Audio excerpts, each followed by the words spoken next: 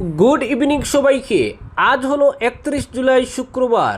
আজকের সন্ধ্যার বিশেষ বিশেষ খবর হলো 16 আগস্টের মধ্যে ইকেওয়াইসি বাধ্যতামূলক না করলে এলপিজি ভর্তুকি বন্ধের আশঙ্কা, বলল আইওসি। ইন্ডিয়ান অয়েল কর্পোরেশন অর্থাৎ আইওসির আওতাধীন এলপিজি গ্রাহকদের জন্য জারি হয়েছে গুরুত্বপূর্ণ নির্দেশিকা। সংস্থার পক্ষ থেকে জানানো হয়েছে, আগামী 16 আগস্ট 2026-এর মধ্যে সকল গ্রাহককে ইকেওয়াইসি সম্পন্ন করতে হবে। নির্ধারিত সময়ের মধ্যে এই প্রক্রিয়া সম্পন্ন না হলে ভবিষ্যতে এলপিজি ভর্তুকি বন্ধ হওয়ার পাশাপাশি অতিরিক্ত মূল্যে গ্যাস সিলিন্ডার কিনতে হতে পারে। এমনকি কিছু ক্ষেত্রে গ্যাস সংযোগ বাতিল হওয়ার সম্ভাবনাও রয়েছে বলে সতর্ক করা হয়েছে। এ বিষয়ে শ্রীভূমির সারদা গ্যাস এজেন্সির উদ্যোগে আয়োজিত এক সাংবাদিক সম্মেলনে এজেন্সির কর্তৃপক্ষ জানান, বর্তমানে 14.2 কেজির গৃহস্থালী এলপিজি সিলিন্ডারের দাম প্রায় 1085 টাকা। তবে নির্ধারিত সময়ের মধ্যে ইকেওয়াইসি সম্পন্ন না করলে ভবিষ্যতে ওই সিলিন্ডারের মূল্য প্রায় 2500 টাকা পর্যন্ত হতে পারে বলে আইওসির নির্দেশিকায় উল্লেখ রয়েছে। কর্তৃপক্ষ আরও জানান, ইকেওয়াইসি সম্পন্ন করতে গ্রাহকদের গ্যাস এজেন্সিতে যাওয়া বাধ্যতামূলক নয়। স্মার্টফোন ব্যবহারকারীরা বাড়িতে বসেই সহজে এই প্রক্রিয়া সম্পন্ন করতে পারবেন। এজন্য মোবাইলে ইন্ডিয়ান অয়েল ওয়ান এবং আদার ফেস আরডি অ্যাপ ইনস্টল করে আধার ভিত্তিক ফেস অথেন্টিকেশনের মাধ্যমে বায়োমেট্রিক যাচাই সম্পন্ন করা যাবে। সারদা গ্যাস এজেন্সির পক্ষ থেকে সকল এলপিজি গ্রাহককে নির্ধারিত সময়সীমার আগে ইকেওয়াইসি সম্পন্ন করার আহ্বান জানানো হয়েছে, যাতে ভবিষ্যতে ভর্তুকি, গ্যাস সরবরাহ বা মূল্য সংক্রান্ত কোনো জটিলতার সম্মুখীন হতে না হয়। অপরদিকে মর্মান্তিক দুর্ঘটনা, জলের ট্যাঙ্কি পরিষ্কার করতে নেমে 4 জনের মৃত্যু, চাঞ্চল্য অরুণাচলে। শিলচর শহরতলির অরুণাচল কুমারপাড়া এলাকায় এক মর্মান্তিক দুর্ঘটনা ঘটল। নবনির্মিত একটি বাড়ির জলের ট্যাঙ্কি পরিষ্কার করতে গিয়ে পরপর 4 জনের মৃত্যু হয়েছে। ঘটনায় গোটা এলাকায় শোকের ছায়া নেমে এসেছে এবং ব্যাপক চাঞ্চল্যের সৃষ্টি হয়েছে। প্রাথমিকভাবে জানা গেছে, আজ ট্যাঙ্কি পরিষ্কার করতে প্রথমে একজন ভিতরে নামার পর তিনি আর বাইরে বেরিয়ে আসতে পারেননি। তাকে উদ্ধার করতে একে একে আরও 3 জন ট্যাঙ্কিতে নামেন, কিন্তু বিষাক্ত গ্যাস বা অক্সিজেনের ঘাটতির কারণে তারাও অচেতন হয়ে পড়েন এবং ঘটনাস্থলেই 4 জনের মৃত্যু হয় বলে আশঙ্কা করা হচ্ছে। পরে আরএসএসের এক স্বেচ্ছাসেবক নিজের জীবনের ঝুঁকি নিয়ে ট্যাঙ্কির ভেতরে প্রবেশ করে 4 জনের মৃতদেহ উদ্ধার করেন। খবর পেয়ে এসডিআরএফ ও পুলিশ প্রশাসনের দল ঘটনাস্থলে পৌঁছে উদ্ধার কাজ এবং তদন্ত শুরু করে। পুলিশ মৃতদেহগুলি উদ্ধার করে ময়নাতদন্তের জন্য শিলচর মেডিকেল কলেজ ও হাসপাতালে পাঠিয়েছে। মৃতদের পরিচয় নিলয়, চম্পু পাল, দেবাশিস এবং নন্দন বলে জানা গেছে। ঘটনার বিষয়ে কাছাড় জেলার অতিরিক্ত পুলিশ সুপার রজত কুমার পাল জানান, মৃত্যুর প্রকৃত কারণ জানতে তদন্ত চলছে। ময়নাতদন্তের রিপোর্ট পাওয়ার পরই ঘটনার সঠিক কারণ সম্পর্কে নিশ্চিত হওয়া যাবে। অপরদিকে মুখ্যমন্ত্রীর ত্রাণ তহবিলে 50,000 টাকার অনুদান বরাকবেলির জলহা সমাজের। উজান আসামের সাম্প্রতিক ভয়াবহ বন্যায় ক্ষতিগ্রস্ত মানুষের পাশে দাঁড়াতে মানবিক উদ্যোগ গ্রহণ করেছে বরাকবেলির জলহা সমাজ। সংগঠনের পক্ষ থেকে মুখ্যমন্ত্রী ডক্টর হিমন্ত বিশ্ব শর্মার ত্রাণ তহবিলে 50,000 টাকার একটি চেক আনুষ্ঠানিকভাবে প্রদান করা হয়। সংগঠনের পক্ষ থেকে জানানো হয়েছে, সমাজের সদস্য ও শুভানুধ্যায়ীদের সহযোগিতায় এই অর্থ সংগ্রহ করা হয়েছে। বন্যা দুর্গত মানুষের দুর্দশা লাঘবে সামর্থ্য অনুযায়ী সহায়তার হাত বাড়িয়ে দেওয়াই এই উদ্যোগের মূল উদ্দেশ্য।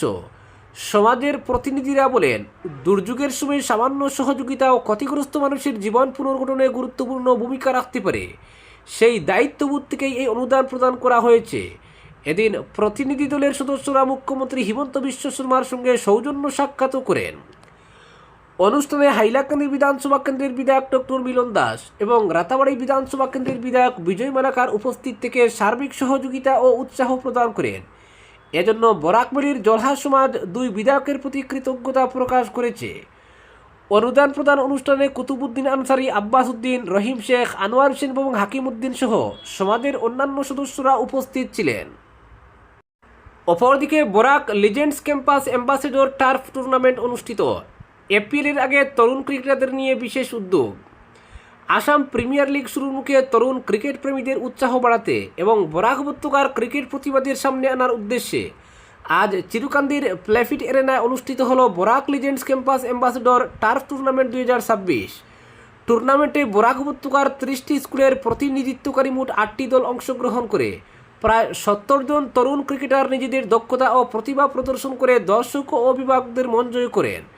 টুর্নামেন্ট জুড়ে ধারাভাষ্য করেন স্থানীয় ক্রীড়া ব্যক্তিত্ব স্বর্ণদীপ ঘোষ, যার বিশ্লেষণীয় মন্তব্য ম্যাচগুলোতে তাত্ত্বিক মাত্রা যোগ করে।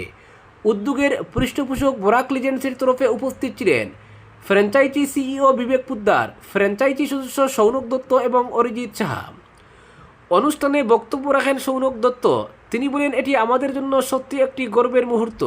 বরাক উপত্যকার তরুণ ক্রিকেটারদের নিয়ে এমন একটি উদ্যোগ গ্রহণ করতে পেরে আমরা আনন্দিত। আগামী 2 আগস্ট গুয়াহাটিতে আসাম প্রিমিয়ার লিগে বরাক লিজেন্ডস তাদের প্রথম ম্যাচ খেলবে। আমরা দলের জন্য সকলের আশীর্বাদ ও সমর্থন কামনা করছি। টুর্নামেন্টে অংশ নেওয়া ছাত্রদের মধ্যে ছিল ব্যাপক উৎসাহ ও উদ্দীপনা। ক্রীড়া কর্মকর্তারা ও কোচরা আশাবাদ প্রকাশ করেছেন যে এই ধরনের প্ল্যাটফর্ম তরুণ প্রতিভাদের খুঁজে বের করা এবং তাদের উন্নয়নে সহায়ক হবে। আয়োজকদের মত অনুযায়ী ক্যাম্পাস অ্যাম্বাসেডর সিরিজ ভবিষ্যতে বরাক উপত্যকাকে বৃহত্তর ক্রীড়া মানচিত্রে প্রতিষ্ঠিত করতে গুরুত্বপূর্ণ ভূমিকা রাখবে। স্থানীয় বিদ্যালয়গুলো থেকে আগত অভিভাবক ও শিক্ষার্থীরা বলছেন, এমন উদ্যোগে অংশগ্রহণ করে শিক্ষার্থীদের আত্মবিশ্বাস বেড়ে যায় এবং তারা বড় টুর্নামেন্টে অংশ নেবার জন্য অনুপ্রাণিত হয়। আয়োজন নির্বাহী পর্যায়ে জানান, ভবিষ্যতে আরও বেশি স্কুল ও দীর্ঘকালীন প্রশিক্ষণ ক্যাম্প যুক্ত করে ট্যালেন্ট হান্ট কার্যক্রমকে ব্যবস্থা করা হবে।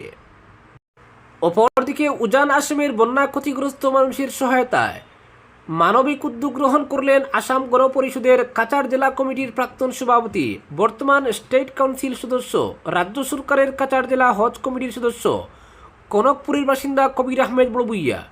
বন্যা দুর্গতদের সহায়তার লক্ষ্যে তিনি মোট 1,50,000 টাকা অনুদান প্রদান করেছেন। সম্প্রতি মুখ্যমন্ত্রী হিমন্ত বিশ্ব শর্মার সঙ্গে সৌজন্য সাক্ষাৎ করে কবির আহমেদ বড়ভূঁইয়া মুখ্যমন্ত্রীর ত্রাণ তহবিলে 1 লক্ষ টাকার একটি চেক তুলে দেন। তার এই উদ্যোগের প্রশংসা করে মুখ্যমন্ত্রী আন্তরিক ধন্যবাদ জানান এবং সমাজের অন্যান্য সক্ষম ব্যক্তি ও প্রতিষ্ঠানকেও বন্যা কবলিত মানুষের পাশে দাঁড়ানোর আহ্বান জানান। এছাড়াও অসম গণ পরিষদের কেন্দ্রীয় সভাপতি ও রাজ্যের মন্ত্রী অতুল বোরার সঙ্গে সাক্ষাৎ করে দলীয় ত্রাণ তহবিলে বন্যাক্রান্তদের সহায়তার উদ্দেশ্যে আরও 50,000 টাকা অনুদান প্রদান করেন তিনি। অনুদান প্রদানের পর কবির আহমেদ বড়ভূঁইয়া বলেন, শিবসাগর, চড়াইদেও সহ আসামের বিভিন্ন জেলার বন্যার কারণে অসংখ্য মানুষ চরম দুর্ভোগের মধ্যে দিন কাটাচ্ছেন। এই সংকটময় সময়ে মানবিক দায়িত্ববোধ থেকে সমাজের প্রতিটি সক্ষম ব্যক্তি, সংগঠন ও প্রতিষ্ঠানের উচিত বন্যা দুর্গত মানুষের পাশে দাঁড়ানো। তিনি সকলকে মুখ্যমন্ত্রীর ত্রাণ তহবিল এবং অন্যান্য ত্রাণ কার্যক্রমে সামর্থ্য অনুযায়ী সহযোগিতা করার আহ্বান জানান। অপরদিকে হাইলাকান্দি জেলায় বিভিন্ন সরকারি উন্নয়নমূলক প্রকল্পে দুর্নীতি, অনিয়ম ও স্বজন পোষণের বিরুদ্ধে বৃহত্তর গণ আন্দোলন গড়ে তোলার ডাক দিল আসাম জাতীয়তাবাদী যুব ছাত্র পরিষদ অর্থাৎ এজেওয়াইসিপি। হাইলাকান্দি শহরে সংগঠনের উদ্যোগে আয়োজিত এক কর্মী সভায় জেলার বিভিন্ন প্রান্ত থেকে শতাধিক কর্মী সমর্থক অংশগ্রহণ করেন। সভায় উপস্থিত কর্মকর্তারা উন্নয়ন প্রকল্প বাস্তবায়ন, শিক্ষা ব্যবস্থা, পানীয় জলের সংকট এবং সরকারি সুযোগ সুবিধা বন্টনে অনিয়মের অভিযোগ তুলে প্রশাসনের ভূমিকা নিয়ে প্রশ্ন তুলেন। একই সঙ্গে দুর্নীতির বিরুদ্ধে ঐক্যবদ্ধভাবে আন্দোলনে নামার আহ্বান জানান। কর্মী সভার প্রধান বক্তা এজেওয়াইসিপির হাইলাকান্দি জেলা সভাপতি হুসেন আহমেদ মজুমদার তার বক্তব্যে বলেন, হাইলাকান্দি জেলায় একের পর এক উন্নয়ন প্রকল্পের ঘোষণা হলেও বাস্তব চিত্র সম্পূর্ণ ভিন্ন। তার অভিযোগ, উন্নয়নের নামে কোটি কোটি টাকার সরকারি প্রকল্প গ্রহণ করা হলেও অধিকাংশ ক্ষেত্রেই সাধারণ মানুষ সেই প্রকল্পের সুফল পাচ্ছেন না, বরং নানা স্তরে দুর্নীতি ও অনিয়মের মাধ্যমে সরকারি অর্থের অপচয় এবং আত্মসাতের অভিযোগ ক্রমশ বাড়ছে। তিনি বিশেষভাবে বিবিজি রামজি প্রকল্পের প্রসঙ্গ তুলে দাবি করেন, বহু এলাকায় প্রকল্পের কাজ বাস্তবে না করে কাগজে কলমে কাজ সম্পন্ন দেখানো হচ্ছে। অনেক ক্ষেত্রে নিম্নমানের কাজ করে সরকারি অর্থ উত্তোলন করা হচ্ছে বলেও অভিযোগ করেন তিনি।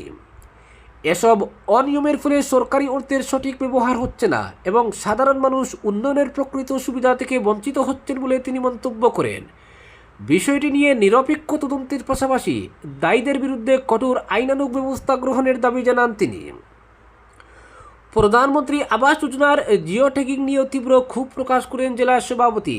তার বক্তব্য, প্রকৃত গরিব, গৃহহীন ও অসহায় মানুষ সরকারি আবাসন প্রকল্পের সুবিধা পাওয়ার আশায় দীর্ঘদিন অপেক্ষা করলেও জিও ট্যাগিং প্রক্রিয়ায় নানা অসঙ্গতির কারণে অনেক যোগ্য পরিবার তালিকার বাইরে থেকে যাচ্ছে। অন্যদিকে প্রকৃত উপভোক্তা নন এমন ব্যক্তিরাও সুবিধা পাচ্ছেন বলে অভিযোগ উঠছে। তিনি বলেন, সরকারের প্রকল্পের উদ্দেশ্য গরিব মানুষের মাথার উপরে একটি নিরাপদ ছাদ নিশ্চিত করা, কিন্তু অনিয়মের কারণে প্রকৃত দরিদ্র মানুষই সবচেয়ে বেশি বঞ্চিত হচ্ছেন। জল জীবন মিশন প্রকল্পের বাস্তব পরিস্থিতি নিয়েও প্রশ্ন তুলেন তিনি। তার অভিযোগ, বহু গ্রামে পাইপলাইন বসানো হলেও এখনও নিয়মিত বিশুদ্ধ পানীয় জল পৌঁছাচ্ছে না। কোথাও কাজ অসম্পূর্ণ, কোথাও সংযোগ থাকলেও জল সরবরাহ অনিয়মিত, ফলে কোটি কোটি টাকা ব্যয়ের পরও সাধারণ মানুষ কাঙ্ক্ষিত সুবিধা থেকে বঞ্চিত রয়েছেন।